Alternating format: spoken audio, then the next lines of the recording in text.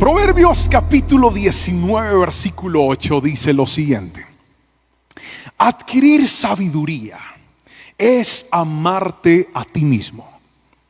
Los que atesoran el entendimiento prosperarán. Vamos a volver a leer la palabra. Creo que le está saliendo en la pantalla, sobre todo los que están en casa, pero quiero que lo escuche usted que está en el templo. Dice: adquirir sabiduría es amarte a ti mismo. Los que atesoran conocimiento prosperarán. Hoy quisiera hablarte acerca de un tema que hemos titulado la mejor inversión de la vida. ¿Puede repetirlo conmigo o escribirlo en casa, por favor? Diga: la mejor inversión de la vida. Si tienes cerca a alguien, por favor mírelo al tapabocas y dígale: la mejor inversión de la vida. Cuando hablamos de invertir, estamos hablando de que todos generalmente hacemos cosas esperando tener buenos resultados. Cuando usted se matricula para una carrera, se casa, emprende un sueño o un negocio, lo hace para que le vaya bien. Todos estamos persiguiendo el éxito. Todos estamos persiguiendo que las puertas se nos abran. Todos estamos detrás de la intención de que lo que hacemos funcione. Sin embargo, no podemos poner nuestros ojos en la meta sin dejar de un lado algo llamado proceso. Quiero que escriba esto, por favor. Sin un proceso bueno, no hay un buen éxito tampoco. Entonces nos han vendido la idea de que podemos tomar atajos o que podemos hacer las cosas a nuestra manera. Pero yo quisiera mostrarle al menos dos ilustraciones de dos personajes cinematográficos que me valen mucho para enseñarte lo que hoy te voy a mostrar. Una de mis películas favoritas de este año se llama La Mujer Maravilla 1984. Levante la mano los que se la vieron, por favor. Muy bien, ustedes son de los míos. Los que están en la transmisión y se la vieron, escriban yo. Los que nos vimos la película, qué peliculaza, buenísima, me encantó. Me llevé a mi esposa, me llevé a los niños, y una de las cosas que me gustó de esta película es su escena inicial. La película empieza donde Gal Gadot, o la Mujer Maravilla como es más conocida, o Diana, que es su nombre de Amazonas, era una niña y estaba en una competencia con otras amazonas mucho más grandes que ellas. Ahí está la imagen. Diana tiene que empezar un circuito, unas olimpiadas, y en medio del camino tiene un problema. Por favor, repita conmigo fuerte la palabra problema. Diga: problema. Muy bien. Y ante ese problema, Diana hace trampa. Se brinca una de las cosas que tiene que hacer para poder llegar a tiempo con las demás. Cuando ella finalmente llega, tira la lanza, que es lo último que debía hacer. Una de sus maestras le dice que no está permitido ganar haciendo las cosas de manera indebida, ya que la mayor fortaleza de ella es la verdad. Y me encantó porque toda la película gira en torno a que si nosotros no caminamos en la verdad, entonces no podemos disfrutar la vida como es.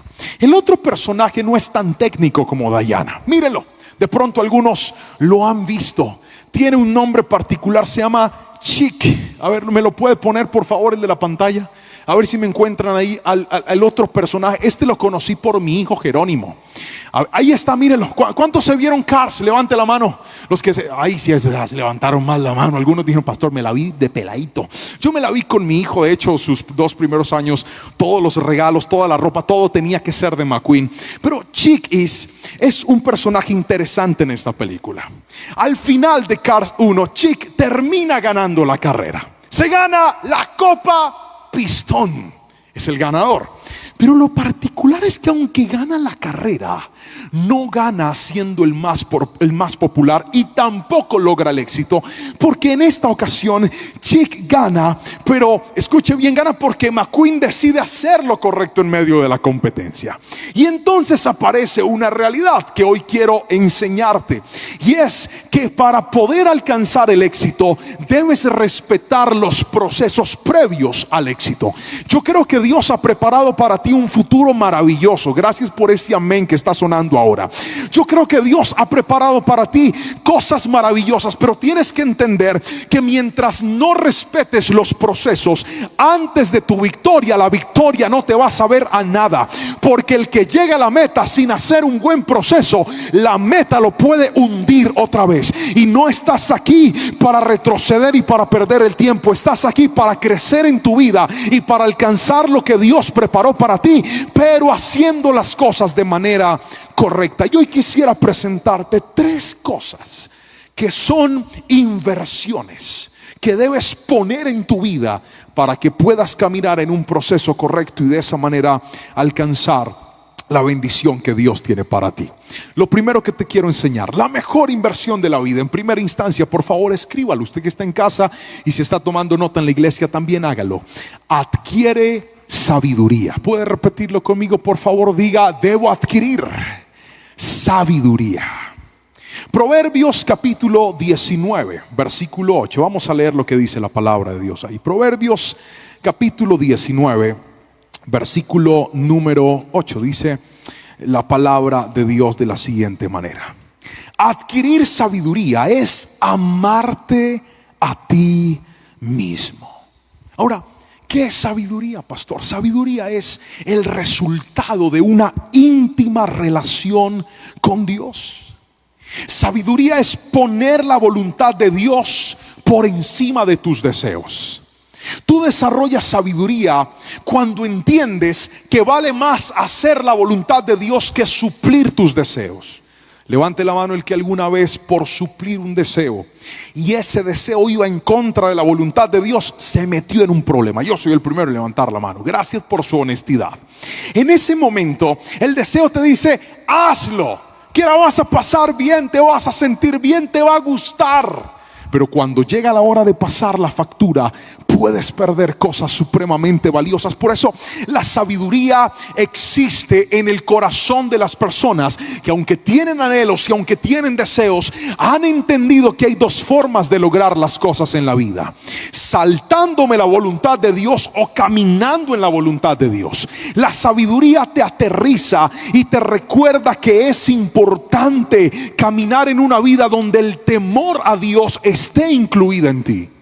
Cuando pierdes el temor a Dios, haces cosas que jamás pensaste que harías. Cuando pierdes el temor a Dios, no respetas a Dios. Cuando pierdes el temor a Dios, te vuelves tramposo. Cuando pierdes el temor a Dios, te vuelves mentiroso. Cuando pierdes el temor a Dios, haces las cosas de manera indebida para alcanzar un fin. Te tengo una mala noticia: todo lo que alcances sin tener temor de Dios en tu vida, todo lo que alcances por una trampa, todo lo que alcances de manera ilícita, todo lo que alcances de manera indebida, lo vas a perder. Pero lo que construyas en una vida de temor a Dios, dice la palabra: el mundo pasa y sus deseos, pero los que hacen la voluntad de Dios permanecen para siempre. Hay gente que en su vida sentimental no sale de un fracaso para meterse en otro. Pastor, todos los hombres me han hecho sufrir. Son una partida de desgraciados.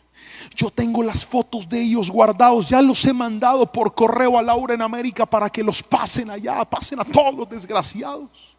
Pero mi pregunta es: hija, en tus noviazgos y en tus relaciones, ¿has llevado una relación donde ha habido temor a Dios o donde has dejado que el placer sea lo que gobierne tu noviazgo? Si has dejado que el placer sea el que gobierne, es muy probable que esa relación hoy no exista.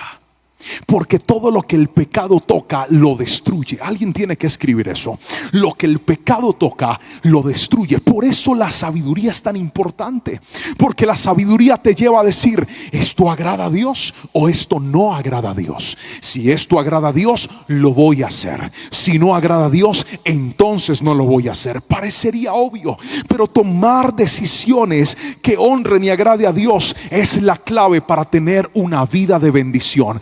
Si tienes que escoger entre hacer la voluntad de Dios o hacer la tuya, escoge siempre hacer la voluntad de Dios y te va a ir bien. Alguien tiene que decirme amén si me está entendiendo hoy. Déjeme por favor mencionarle lo que dice Proverbios capítulo 21 versículo 15. Dice: los planes bien pensados y el arduo trabajo llevan a la prosperidad, pero los atajos tomados a la carrera conducen a la pobreza. Hay personas que no han entendido cuán importante es hacer las cosas de manera correcta. El mundo y el enemigo te va a ofrecer trampas, chanchullos, cosas indebidas para que llegues más rápido. Pero en la vida no se trata de quién es el que primero llega, sino de quién es el que lo hace de manera correcta. Es probable que algunos digan: pastor, me ha tocado difícil. Yo no he crecido con un apoyo y un respaldo emocional, un respaldo familiar y mucho menos un respaldo económico. Y a veces tengo que remar contra la corriente y es difícil. Pero yo te digo algo: tú puede que no tengas el respaldo humano, puede que no tengas el respaldo financiero, puede que ni siquiera tengas el respaldo emocional porque estás con un papá y con una mamá que todo el tiempo te está diciendo: tú no puedes, usted todo lo deja tirado, usted siempre es igual. Y ese tipo de palabras, en vez de animarte, parecerían desanimarte. Pero hoy vengo como tu pastor a decirte: si hay algo que tiene que llenarte el alma de gasolina, si hay algo que tiene que llevarte la vida, que tiene que llenarte la vida de ánimos, es entender que el que camina en integridad tiene algo seguro, y es que aunque su camino sea largo, aunque su camino sea demorado, el que camina en sabiduría, el que camina en integridad, tiene la victoria asegurada, porque Dios bendice a los que deciden honrarlo. Alguien tiene que levantar sus manos y decirme amén en esta preciosa mañana. Haz lo correcto y de algo puedes estar seguro: Dios va a ir contigo a donde quiera que vayas. El que lo crea, por favor, alabe a Cristo con un aplauso fuerte y dígale: gracias, Señor, porque voy a caminar en sabiduría. Ahora quiero enseñarte lo segundo, y es: no solamente adquiere sabiduría, sino en segunda instancia adquiere consejo. Segundo, adquiere consejo. Proverbios 19:20 dice lo siguiente. Proverbios 19, capítulo número 20 dice: consigue todo el consejo y la instrucción que puedas, para que seas sabio por el resto de tu vida. Otra vez: consigue todo el consejo que puedas y la instrucción que puedas, para que seas sabio por el resto de tu vida. Mire, en la vida siempre necesitaremos consejeros. En la vida siempre necesitaremos del consejo. El consejo es parte del desarrollo integral de la vida. El consejo te muestra lo que tú no ves, te enseña lo que tú no sabes, te recuerda lo que olvidaste. El consejo es importante en la vida. Si hay algo que tienes que aprender a atesorar, son los consejos preventivos. Permítame hablarle de la diferencia. Hay consejos correctivos y hay consejos preventivos. Los consejos preventivos son los que tomas antes, o mejor, los que pides antes de tomar decisiones. Los consejos correctivos son los que pides después de tomar decisiones. ¿Qué es más fácil? ¿Dar un consejo preventivo o dar un consejo correctivo? Desde luego, dar un consejo preventivo. Lo que pasa es que tú conoces a una persona necia, porque el necio no pide consejo antes de, lo pide después, y ahí hay problemas. Cuando tú estás pensando en hacer lo indebido, cuando tú estás pensando en tomar una decisión importante en tu vida, cuando tú estás cansado en casa y no sabes qué hacer, cuando de repente las presiones de la vida te están ahogando, cuando dices: ahora no sé de qué manera salir de esta crisis, nunca tomes decisiones en momentos de presión. Lo que tú debes hacer es pedir consejo, porque el consejo te ayudará a clarificar la circunstancia que estás viendo. El consejo te permite entender la voluntad de Dios para tu vida. Cuando estamos en momentos de crisis, no pensamos con la cabeza, nos volvemos personas emocionales. Y las emociones son engañosas, porque las emociones hoy te pueden llevar al límite y mañana te pueden llevar a fronteras terribles. Las emociones te dicen hoy: hágale que está contento y si se puede, y al siguiente dices: no podía. Las emociones te dicen: saca de tu vida a esa persona que no vale para nada, es una basura, y al siguiente día las emociones dicen: no hay otro como él, devuélvelo. Por eso no tome decisiones cuando las emociones están en calor. Antes de tomar decisiones, pida consejo. Porque un tercero, otra persona, ahora, no le pida consejo a cualquier persona, pídale consejo a gente que ame a Dios. Pídale consejo a personas que sean sabias. Pídale consejo a gente que tenga argumentos en su propia vida para instruirlo y para guiarlo. Pastor, yo tengo un amigazo. Ese man es re bien. ¿Y cómo le dicen? No, pastor, le dicen Mateito. ¿Y por qué le dicen Mateito? Porque es peor que el de Pandillas, Guerra y Paz. Es periquero, bazuquero, le gusta la marihuana, pero es de mi corazón. No, pues ¿qué te va a recomendar el bro? Tienes que buscar gente que esté mejor que tú emocionalmente, espiritualmente y también en su vida, para que te puedan instruir y te puedan guiar con un consejo objetivo. Pero muchos de nosotros nos encanta buscar consejos en personas que nos alienten y nos alimenten la nostalgia, la tristeza. No, el consejo no siempre te va a decir lo que tú quieres, pero siempre te dirá lo que debes hacer. El consejo no siempre será muy cómodo a la hora de tomar decisiones, pero siempre buscará tu bienestar. Por eso, dale valor al consejo. La palabra del Señor nos lo enseña. Proverbios 20:18 dice algo que quisiera mencionarle, y es: con buenos consejos los planes tienen éxito. Otra vez, con buenos consejos los planes tienen éxito. Todavía recuerdo cuando me iba a casar. Cuando uno se va a casar, pues la vida está a un punto de cambiar de una manera tremenda. Y cuando uno se va a casar, uno quiere que las cosas salgan bien, que sean bonitas, que todo salga chévere. Entonces, lo primero que empezamos a buscar es: ¿dónde vamos a hacer nuestra ceremonia? ¿Dónde vamos a hacer nuestra recepción? ¿Dónde vamos a vivir? Entonces uno empieza a buscar en internet y empieza a averiguar en páginas y empieza a pedir cotizaciones. Pero uno de los grandes problemas que uno comete cuando se va a casar y está en esa primera etapa es que se queda con la primera averiguación, porque cree que eso es lo mejor, que eso es lo último. Y usted no se imagina cuánto me ayudó a mí, cuánto dinero ahorramos pidiendo consejo. Cosas como, queremos hacer esto, queremos decorar de esta manera, ¿qué me aconsejas? Y en esas preguntas me topé con gente que me decía: no, espérate que tengo un amigo, espérate que tengo un conocido, espérate que conozco a alguien que nos pueda ayudar. Y en esa dinámica empecé a ver cómo lo que yo creía que era, pues pudo haber sido mejor. Pero hay gente que en el afán de hacer las cosas a su manera, o de apresurarse porque quieren que las cosas funcionen ya, se les olvida que en el consejo hay bendición. Tú tienes planes. ¿Alguien puede decirme amén? Tú tienes sueños. ¿Alguien puede decirme amén? Incluye en tus planes y en tus proyectos el consejo, y el resultado será éxito. Aprende a darle valor al consejo. Aprende a encontrar personas que te aconsejen bien, y entonces te vas a dar cuenta que tu vida tendrá una gran inversión de valor.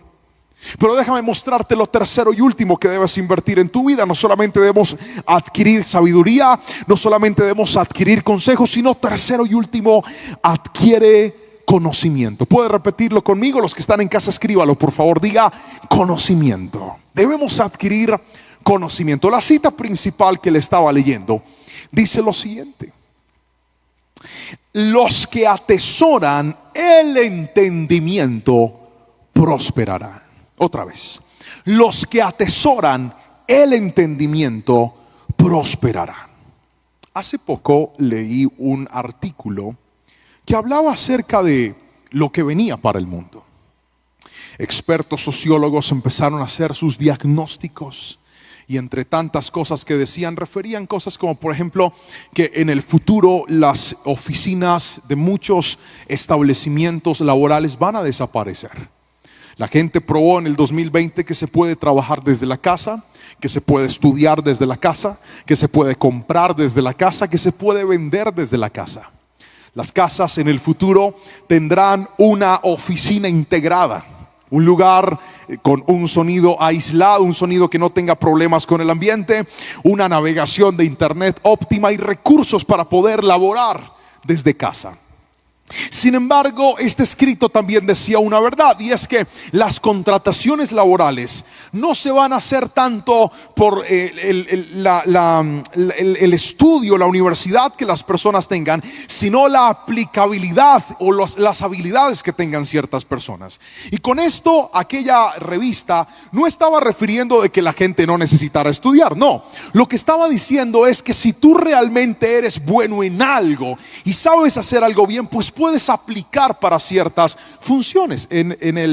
Finalizando el 2019, cuando todavía ni nos imaginábamos que nos iban a encerrar y que íbamos a entrar en una pandemia, fui a visitar a unos hermanos de nuestra iglesia que ellos se fueron a vivir a Palmira. Yo estaba, creo que no fue en diciembre, fue antes todavía, septiembre, octubre quizá. Había ido a un evento allá a cantar, estaba de jurado en un evento de ciudad musical. Y entonces los fui a visitar. Llegué a la casa de ellos y el esposo de la casa me dice: no, pastor, nos está yendo súper bien. Tuvieras, estoy trabajando para una empresa de los Estados Unidos. Yo me quedé sorprendido. Él maneja todo el tema de la fotografía, del diseño. Y le dije: ¿cómo así? Me dijo: sí, estoy ganando súper bien. Yo me meto, estoy registrado, me meto a esa plataforma.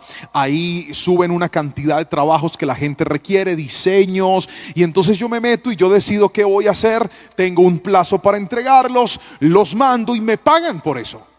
Le dije: entonces no estás trabajando no, yo trabajo para ellos antes de la pandemia.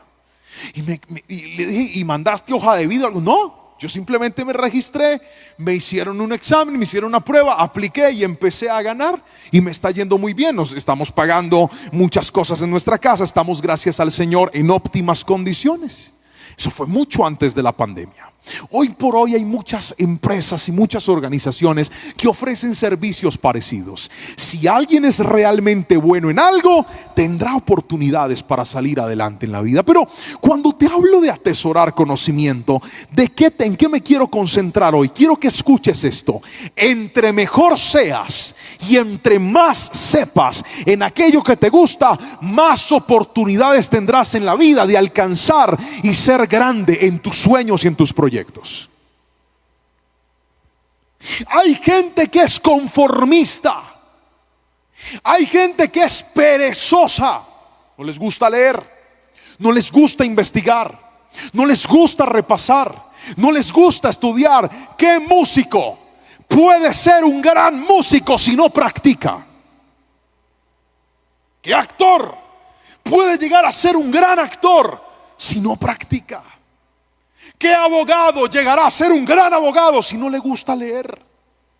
¿Qué persona podrá llegar a tener éxito en su vida si no se esfuerza por aprender? La Biblia dice: atesora conocimiento y vas a ser bendecido. Pero hay personas que lo único que atesoran es la basura que Facebook les regala gratis. Videos de bromas, pastor, me encanta ver videos de bromas y ahí me quedo horas enteras rascándome el ombligo, muerto de la risa, sin bañarse a las 11 de la mañana viendo videos de bromas. Yo quiero que entiendas que esas horas que le estás dedicando a tus redes sociales en cosas que no te producen nada, podrías invertirlas en leyendo un libro, leyendo la Biblia, orando, haciendo ejercicio, haciendo cosas realmente productivas para tu vida. Si tú te alimentas de basura, tu éxito estará condenado a ser un basurero. Pero si te alimentas de cosas productivas, tu futuro será un futuro productivo. Pastor, es que no hay plata para estudiar. Yo me metí, la carrera vale mucho. ¿Quién te dijo que hoy por hoy se necesita dinero para estudiar? Hoy lo único que necesitas es ganas. Hay aplicaciones que te enseñan idiomas gratuitas. Hay páginas donde puedes hacer diplomados gratuitos. Hay clases en YouTube gratuitas. Lo único que necesitas es abrir tu celular o tu computador, darle play a una clase, tomar tu guitarra y empezar a hacer lo que el profesor te está diciendo. El que no quiere estudiar en este siglo, le voy a decir por qué no lo quiere hacer: porque es un perezoso. Y los perezosos, dice la Biblia, se lo enseñé la semana pasada, los perezosos tienen un futuro seguro, se llama pobreza. Pero la palabra dice que cuanto más invertimos en nuestro conocimiento, que cuanto más aprendemos en la vida, más oportunidades tenemos de salir adelante. Yo no sé usted, los que somos padres, los que están soñando con casarse, con tener una familia, aprende, sé mejor en lo que haces. Pastor, yo me voy a quedar solo. Yo no quiero estudiar, yo no quiero casarme, yo no quiero tener familia. Yo nací para ser un hongo más en esta tierra. Listo, igual estudie, viejo, porque si no, no va a salir de Palmira y de Jamundí. Estudie para que le vaya bien. Estudie para que se le abran puertas. Alguien tiene que decirme amén si me está entendiendo hoy. Invierte en tu vida conocimiento. Te metiste en un nuevo empleo, aprende lo más que puedas de tu trabajo. Estás con una persona que sabe mucho, absorbe lo más que puedas de esa persona. Aprende en la vida que cuanto más aprendas, más oportunidades tendrás para salir adelante. Pero la gente perezosa está condenada al fracaso. La gente que se esfuerza, la gente que estudia, la gente que se capacita tendrá puertas abiertas. John Maxwell dice: la clave del éxito es que cuando las oportunidades lleguen, usted esté listo. Pero la gente funciona al revés. Le dicen algo como esto: hay una oportunidad laboral en una empresa. Ajá. ¿Qué se requiere? Que sea bonita. Clasifico. ¿Qué más? Que tenga buen porte. Se mira en el espejo, dice: clasifico. ¿Qué más? Tiene que saber manejar toda la suite de Office. Ay, yo no sé, pero me voy a hacer un cursito ahora. Y la niña va a hacer el cursito de Office, porque haciendo el cursito de Office aplica. Y el problema es que usted no debería hacer el cursito de Office para aplicar. Usted debería hacer el cursito de Office porque como no tiene nada más que hacer, está en vacaciones, tiene tiempo libre, usted va a invertir en su crecimiento personal. Ahora, cambiemos la torta. Usted se hizo el curso, nadie lo motivó, nadie lo instó a nada, usted simplemente lo quiso hacer. Y viene y le dice: mira, hay una oferta, pero necesita que alguien sepa. Y lo contratan ya. Como usted sabe ya, ahí es donde el éxito funciona. Pero nosotros nos preparamos para que nos preparamos cuando nos llaman. No, prepárese aunque nadie lo llame. Yo sueño con ser cantante. Ajá. Cantar en el altar de la iglesia. Ajá. Cuando esté ahí voy a estudiar. Es al revés. Ahora que nadie te conoce, ahora que nadie te ve, enciérrate en tu cuarto, toma un micrófono o un jabón de baño. Si no tienes micrófono, párate frente a un espejo y empieza a adorar a Dios ahí solito. Y empieza a decir, grábate con el celular y di: uy, yo piqué el ojo mal, eso no se hace. Empieza a autocorregirte, empieza a capacitarte, porque ahí se cumple lo que la palabra del Señor nos enseña, y es que lo que pasa en privado bien, Dios lo va a recompensar en público. Dios va a darle recompensa a esos días que te metiste a hacer cursos, a esos días que te metiste a estudiar, a esos días que te encerraste a leer la palabra, a esos días que te encerraste a meterte con Dios. Nadie te motivó, nadie te instó, nadie te dijo: hazlo de tu corazón. Salió y nació el deseo de ser mejor. Yo te tengo buenas noticias: el que trabaja en su crecimiento crecerá. El que se esfuerza por crecer va a tener puertas abiertas en la vida. Y permítame terminar la enseñanza de esta noche, llamada la mejor inversión de la vida, consumando estos 3 principios de los cuales le hablé hoy. Lo primero, la sabiduría, la cual llega cuando te pones a cuentas con Dios y decides tener una vida íntegra. ¿Sabes qué dice la Biblia acerca de un hombre íntegro llamado Daniel? Que él, junto a otros sátrapas o administradores, habían sido entrenados todos para poder administrar provincias. Algo parecido a un secretario de gobierno, algo parecido a un alcalde de ciertas provincias. Ellos eran los encargados de decir qué pasaba, qué no pasaba, qué se hacía, qué no se hacía en ciertos lugares. Todos estaban capacitados, todos eran muchachos que venían de linajes reales, todos eran eunucos, todos tenían las mismas condiciones, pero había algo diferente en Daniel. En Daniel había integridad. Repita conmigo, diga integridad. Y quiero que escuche esto, porque tú te puedes topar con gente que sabe lo mismo mismo que tú, que hace lo mismo que tú, pero cuando en ti hay integridad pasa lo que pasó en Daniel. Dice la palabra que Daniel fue hallado 10 veces mejor que todos los demás que estaban ahí. ¿Sabes qué es eso? La integridad. La integridad te catapulta, la integridad te lleva a un crecimiento exponencial. Cuando tú caminas en integridad, puede que hayan compañeros de trabajo tuyo que hagan las cosas aún mejor que tú, pero la integridad te resalta en medio de un grupo de personas, porque el que camina en integridad tiene un foco arriba, que es la gracia de Dios que lo está iluminando. Y cuando tienes la gloria de Dios en tu vida, lo que iba a ser para otras personas, Dios te lo da a ti. Valora la sabiduría y dile: Señor, que este no sea un año de pecado, que este no sea un año de hacer las cosas indebidas, sino un año de caminar en integridad, para que en mi vida haya sabiduría. Lo segundo que te enseñé fue que debemos adquirir consejo. Y ya le decía, el consejo llega cuando entiendes que tu opinión de ti mismo y de tu vida no es suficiente. Y yo he leído mucho, pastor. Yo soy un navegante de las redes, me sé todas. Cuando tú entiendes que todo lo que haces, todo lo que sabes y todo lo que piensas no es suficiente y que necesitas el consejo, entonces le darás valor a eso que Dios conectó con el éxito. Porque hasta para pedir consejo uno tiene que ser humilde. ¿Aló? Hasta para pedir consejo necesitas humildad. Mira, ¿qué piensas de? ¿Qué me sugieres? ¿Qué me propones? Y tal vez tú ya sabes, investigaste todo. Pide consejo.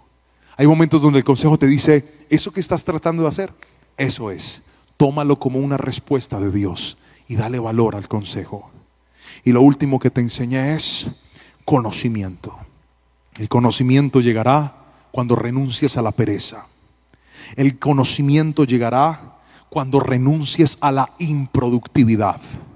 El conocimiento llegará cuando decidas invertir en ti mismo y digas: Señor, que este 2021 sea un año para crecer en mi relación contigo, para crecer en mi relación con los demás, consejo, y para crecer en mi relación conmigo mismo.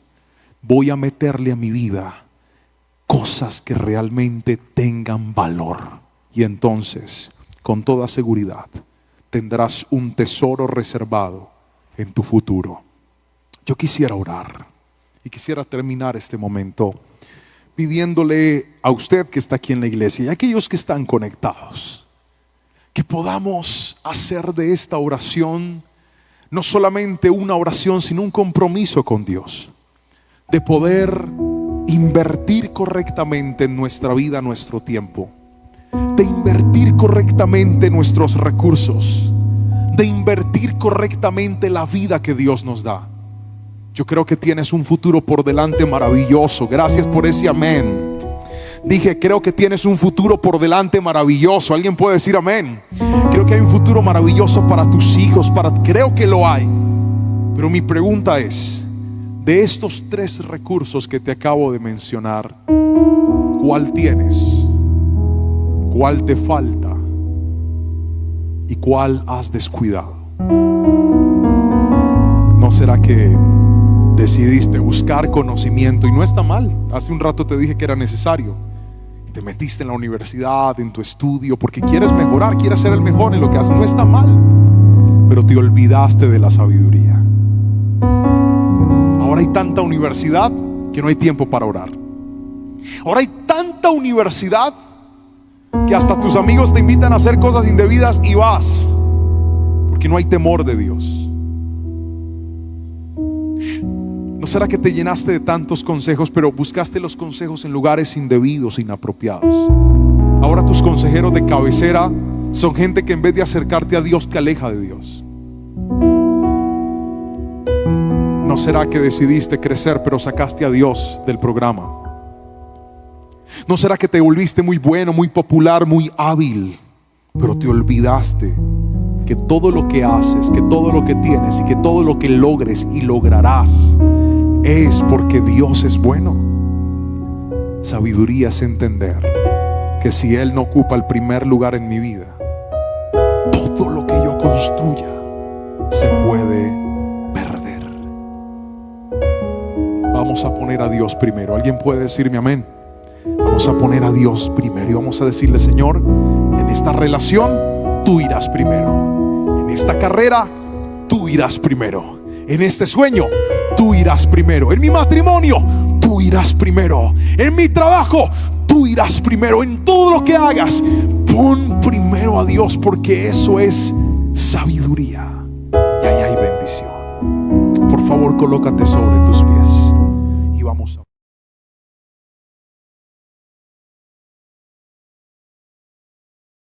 Hace ya un tiempo, más de un año, empecé a presentar unos dolores estomacales fuertísimos, unos dolores insoportables. Yo estaba trabajando en la iglesia, vine aquí como era habitual y de repente me agarró un dolor que no me dejaba enderezarme, era un dolor insoportable. Rápidamente se me pasó, pero después volvió otra vez a ser un poco más agudo. Luego iba manejando en el carro y fue tan desesperante que tuve que irme al médico. Cuando llegué a la clínica, me empezaron a hacer estudios, empezaron a hacer exámenes y encontraron que habían varias afectaciones en mi cuerpo. Tenía hígado graso, además unas complicaciones de tipo de gastritis. En fin, para resumirles el cuento, el pastor Juan Pablo estaba comiendo tan mal y tan mal que ahora su cuerpo le estaba pasando factura. Luego de esa problemática me dijeron: usted sí o sí tiene que cambiar sus hábitos alimenticios si es que quiere mejorar su salud. Ese dolor y ese malestar me motivó a cambiar y decidí cambiar. Desde ese momento empecé a suspender varias comidas que frecuentemente yo comía antes de eso. Además dejé las gaseosas y tomé la decisión de meterme al gimnasio. Fui a hacer ejercicio para compensar un poco y ayudarle un poco a mi cuerpo.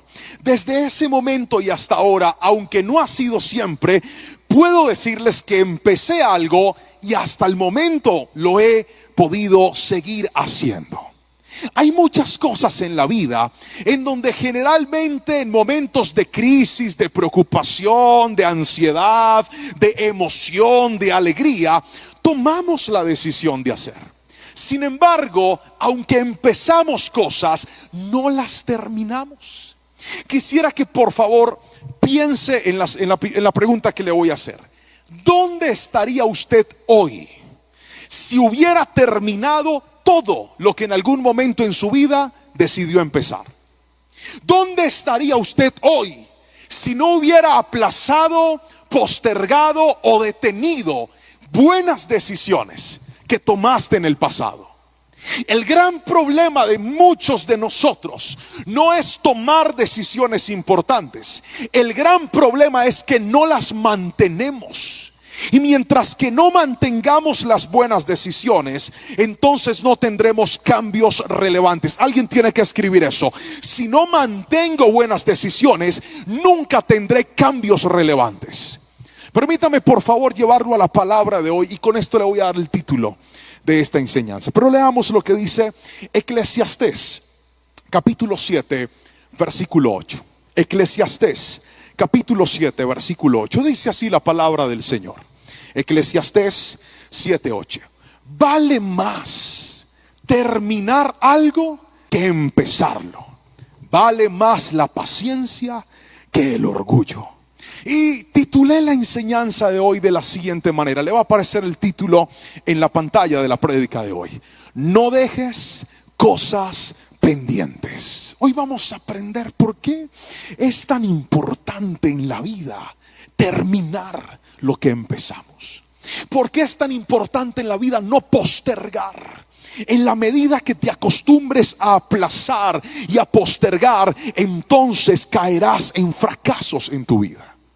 Muchos de nosotros nos hemos topado con situaciones en donde encontramos la salida, encontramos la solución, encontramos la respuesta y empezamos emocionados, pero de repente ciertas cosas nos llevan a desistir y entonces dejamos cosas pendientes. Estaba orando en mi devocional esta semana y escribí toda la mañana el miércoles mientras hacía esta enseñanza, y encontré tres cosas, tres enemigos de una persona que tiene un proyecto determinado o una buena decisión. Voy a pedirle que por favor tome nota. Usted que está aquí en la iglesia, a usted que está en casa, o si no tiene donde tomar nota, escriba en la transmisión que ahí le queda.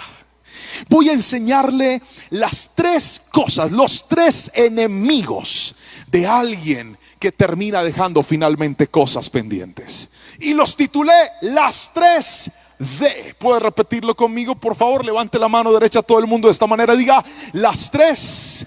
Fuerte, vamos, diga las tres Ds. Las tres Ds.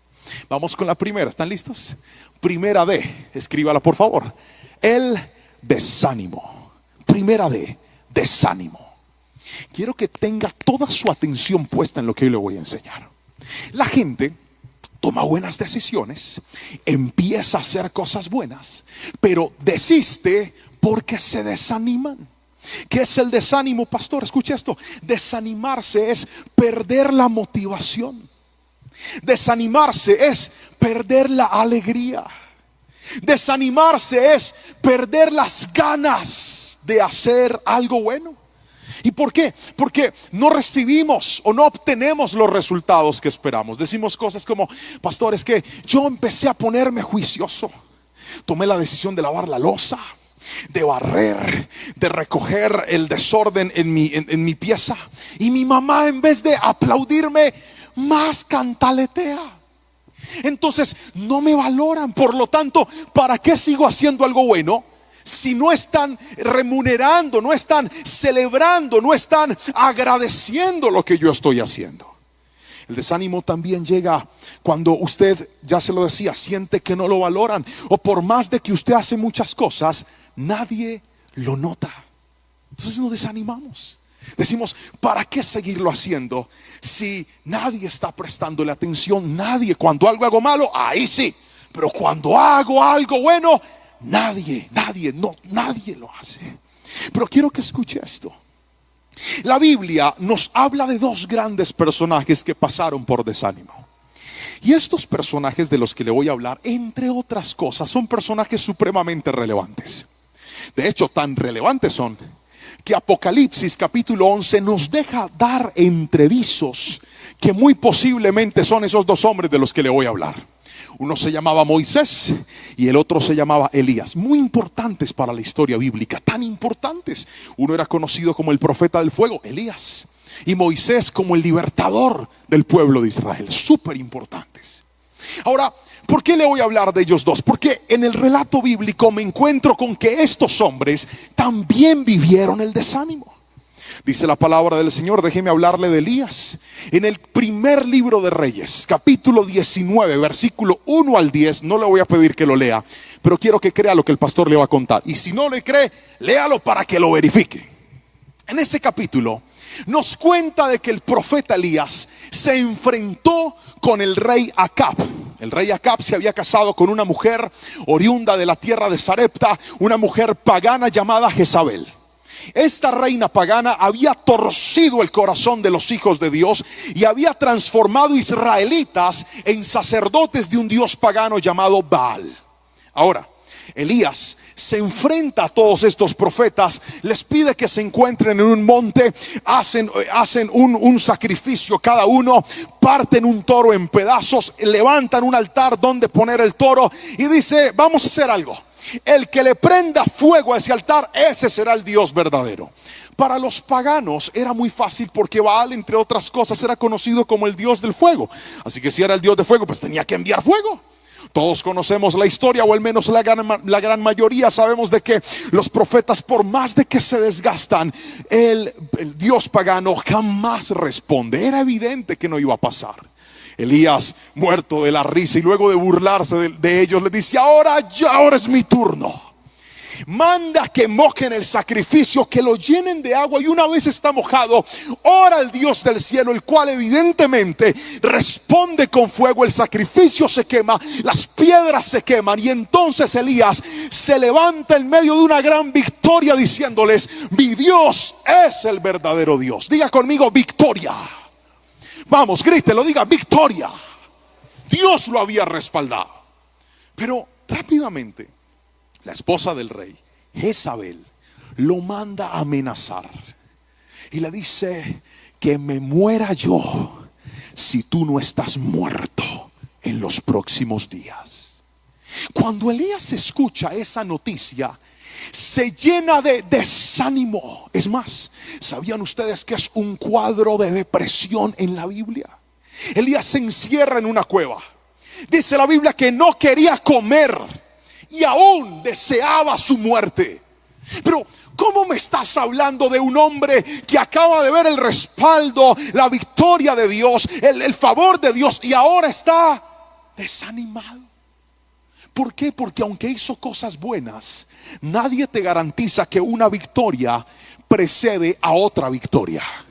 Tú puedes hacer cosas grandes en la vida y sin embargo podrían venir momentos difíciles. Pero Dios es tan precioso que se encuentra con Elías y le dice: yo quiero que recuerdes que lo más importante no fue la amenaza de Jezabel, sino que yo estoy contigo. Pero déjeme rápidamente migrar al segundo, Moisés. La Biblia dice que Dios, luego de convencerlo frente a la zarza, le dice: ve y preséntate delante de Faraón. Moisés no quería, estaba asustado, tenía miedo, no se sentía competente para hacerlo. Y es que no daba para menos. Era un hebreo criado como egipcio, y una vez se volvió egipcio, mató a un soldado egipcio y lo echaron de Egipto porque lo querían matar. No era ni hebreo ni tampoco era Egipto. Ahora vivía en Madián y tampoco era madianita. Estaba en la inmunda, hasta le cuidaba las ovejas al suegro. Oiga, dígame si usted no estaría igual de preocupado. No tengo una nacionalidad, tampoco tengo otra, ahora tengo suegro y estoy en la inmunda. Y ahí en ese momento Dios lo escoge. Le dice: vas a presentarte delante de Faraón y te voy a usar a ti para liberar a todo el pueblo. Moisés rápidamente le saca argumentos y excusas a Dios, pero Dios lo convence. Cuando él acepta ir, luego de decirle que él no sabía hablar, Dios le dice: ok, te voy a dejar ir con tu hermano y tu hermano va a hablar en vez de ti. Tú simplemente te paras al lado de Aarón. Ahí llegaba Moisés con la vara y Aarón al lado, Moisés callado, y el que hablaba era el hermano. Y Dios le dijo: voy a hacer que Faraón te vea a ti como un Dios y tu hermano va a hablar por ti. Trato hecho. Moisés aceptó el trato y se fue. Primer día ante la corte de Faraón. Míreme a los ojos por favor y escuche esto. Tenía el respaldo de Dios, tenía la promesa de Dios, tenía la herramienta humana que era su hermano para hacerlo. Todo estaba listo para que las cosas se le dieran. Y cuando se presenta delante de Faraón, ¿qué le dice Faraón? ¿Usted está loco? Me hace el favor y se larga de mi presencia porque el pueblo no se va. Y es más, por su atrevimiento les voy a incrementar el trabajo a ellos. Moisés va y ora y le dice: Señor, y entonces me dijiste que ibas a estar conmigo.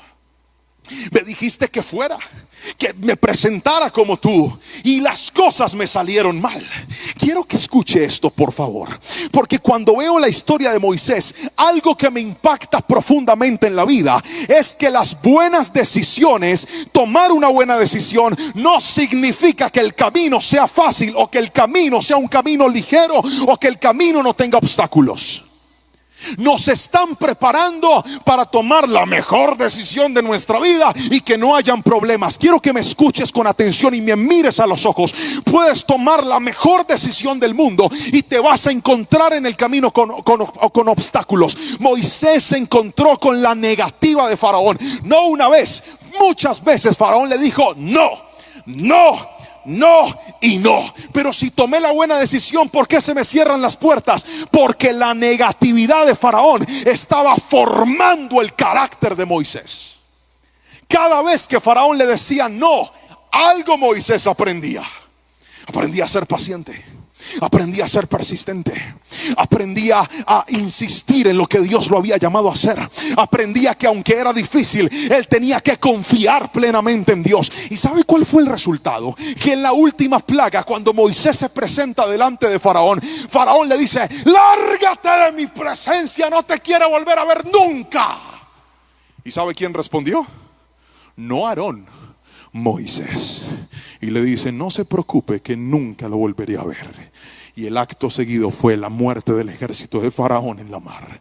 El mismo cobarde ahora era un valiente. Cada negatividad en el proceso de Moisés le enseñó que tenía que ser más fuerte. Yo quiero que entiendas algo en la vida.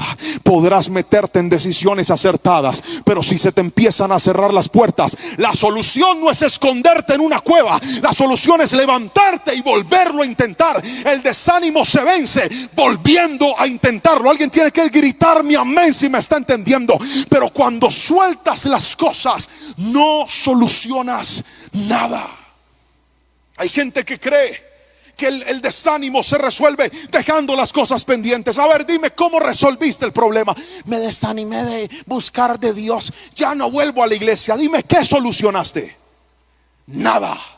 Al contrario, estás peor que al principio. Me desanimé, pastor, de seguir haciendo ejercicio. ¿Qué solucionaste? Nada. Mírate y verás, tiene barriguita de buñuelo. Porque desistir no resuelve.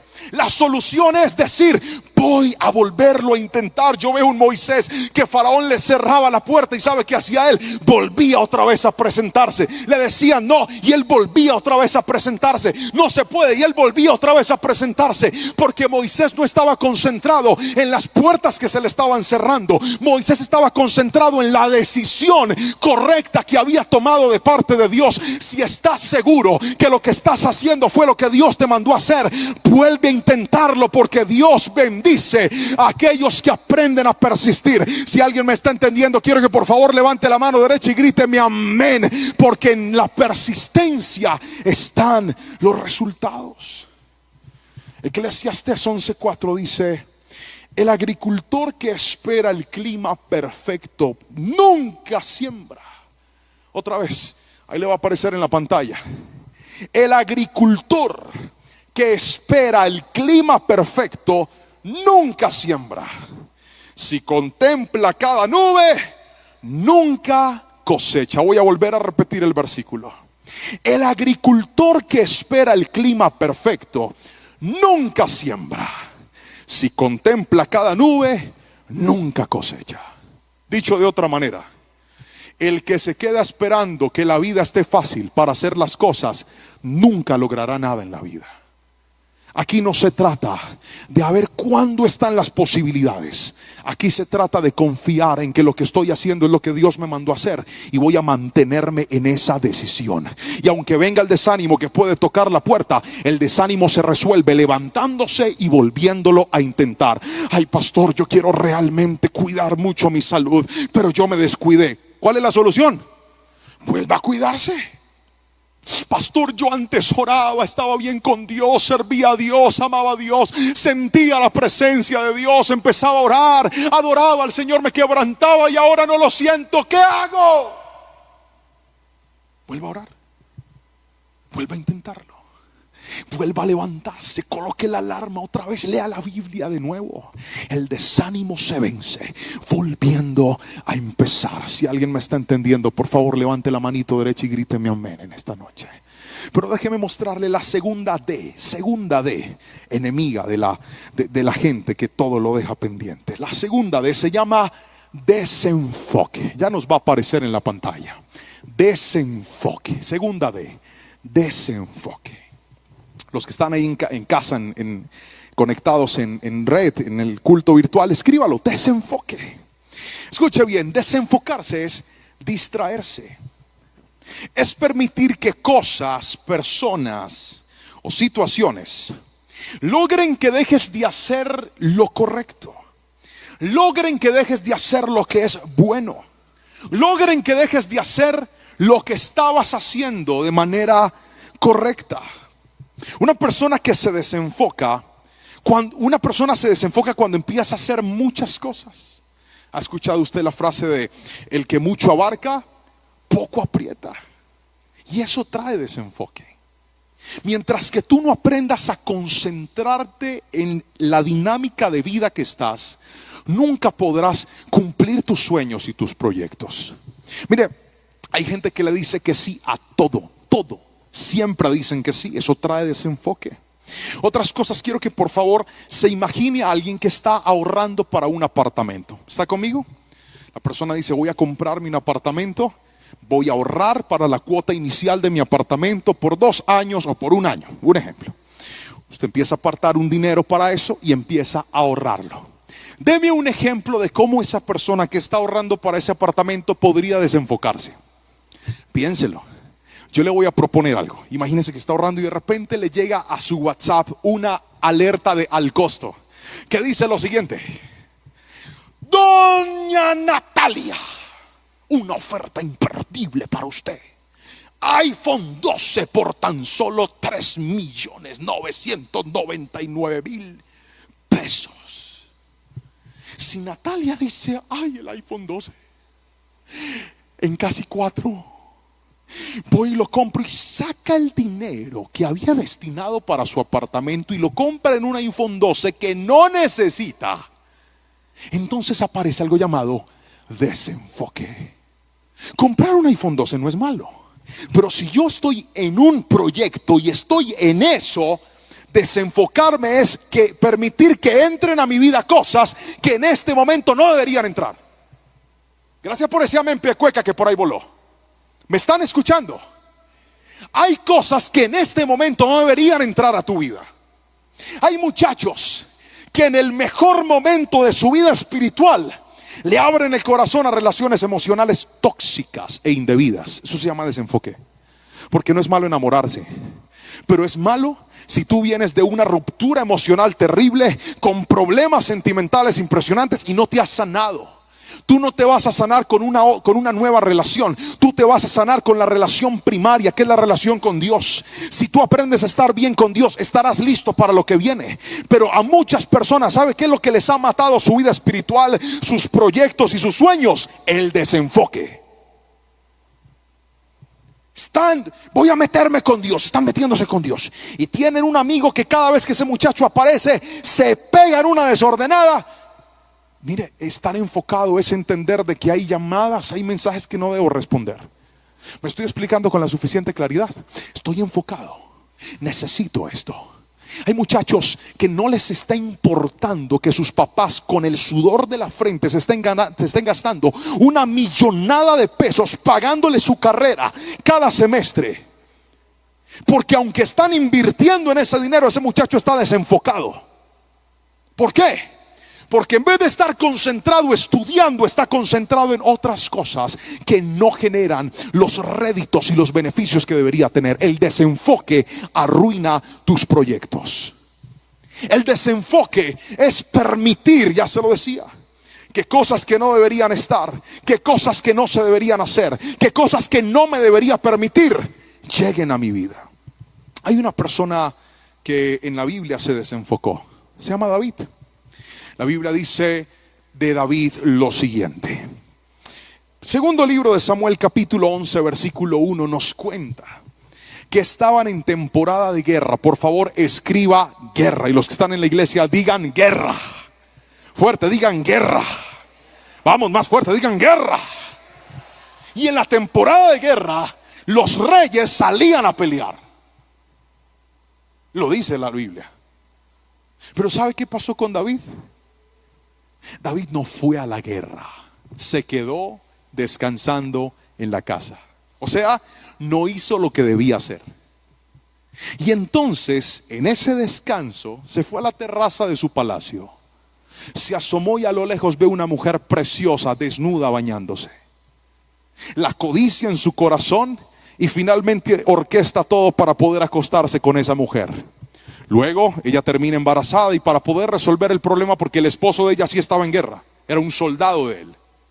Y para poder resolver el problema termina pidiéndole al soldado que se acueste con ella a ver si le empacaba el paquete chileno, y finalmente no pudo porque era tan leal que decidió quedarse en el palacio. El desespero del desenfoque es impresionante, porque cuanto más te desenfoques, peor son las decisiones que tomas y más hondo te vas. Y al final termina resolviendo de la manera más cruel, y es mandando a matar a su propio soldado. Y una vez se desenfoca, termina perdiendo cosas valiosas en su vida. Pero no fue la primera vez. El segundo libro, el primer libro de Crónicas, termina contándonos cómo David se deja seducir por el poder. Resulta que Dios no les permitía a los reyes censar a sus soldados. Censar, vamos con la palabra censo, contabilizar, saber cuántos soldados tenía. La razón era básicamente de humildad. Si ellos en la antigüedad, los reyes, conocían su poder de acuerdo a la cantidad de unidades que tenían sus tropas, valían por eso. Si un rey tenía 500,000 soldados, wow, tiene 500,000 soldados. Si un rey tiene 300 soldados, wow, eso no es nada. ¿Cuántos se han visto la película 300? ¿Recuerdan la película 300? 300, Leonidas, el rey espartano que se va a la guerra con los persas y se aparece con 300 hombres y se encuentra en el camino otro ejército que le dice: ¿cuántos soldados traes? Y Leonidas le dice 300 y él se burla y dice: 300 a una guerra. Y Leonidas empieza a sacar pecho de su decisión y le dice: a ver, ese que usted tiene ahí, ¿a qué se dedica? Él dice: yo soy agricultor. Y yo soy panadero. Y yo soy herrero. Y ustedes, espartanos que son. Y todos gritan que son wars o soldados. Pero finalmente en la antigüedad la gloria de los reyes era la cantidad de su ejército. Pero para evitar esa soberbia, Dios no los dejaba contar su ejército. ¿Y sabe qué hizo David? Se desenfocó y dijo: no, yo necesito saber cuántos soldados tengo. Manda a su capitán a que los cuente, y una vez los cuenta, aparece uno de los peores chicharrones de David. ¿Y sabe qué lo llevó a desenfocarse? Compararse con otras personas. Eso también lo desenfoca. Porque él sí tiene y yo no tengo. Porque él está más adelante y yo estoy más atrás. No te pongas a mirar la ruta, la carrera que llevan los demás. Dios tiene una carrera contigo, un proyecto contigo, un sueño contigo. Yo no estoy escuchando los amenes del que lo cree. Dios tiene un plan contigo. Dios diseñó un tiempo contigo. No te compares con nadie. Pastor, es que él va volando, déjalo que vuele. Es que él va por allá arriba, déjalo que vaya por arriba. Que el éxito de la vida no es dónde estoy, sino con quién estoy. Y si estoy con Dios, así vaya atrás, soy un vencedor y soy un victorioso. El que lo crea, grite mi amén y tenga la bondad y aplauda al Señor con fuerza, porque nuestra victoria es tener a Dios con nosotros. No se compare, no se compare. Cuando dejas de compararte, te vuelves alguien feliz, porque sabes que Dios tiene un tiempo que diseñó contigo. Eclesiastés capítulo 10 versículo 1 y 2 dice: así como las moscas muertas apestan todo un frasco de perfume, una pizca de necedad arruina gran sabiduría y honor. El desenfoque no necesariamente viene por grandes malas decisiones.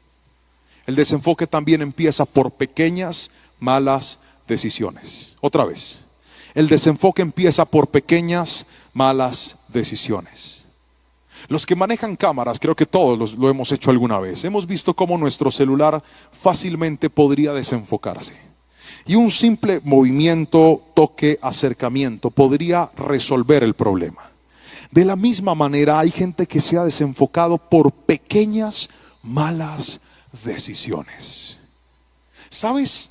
La solución al desenfoque es quitar lo que no me está aportando valor espiritual, lo que no me está quitando valor, lo que no me está dando valor emocional, lo que no me está dando valor familiar, lo que no me está dando valor integral. Lo que me aleja de Dios se quita.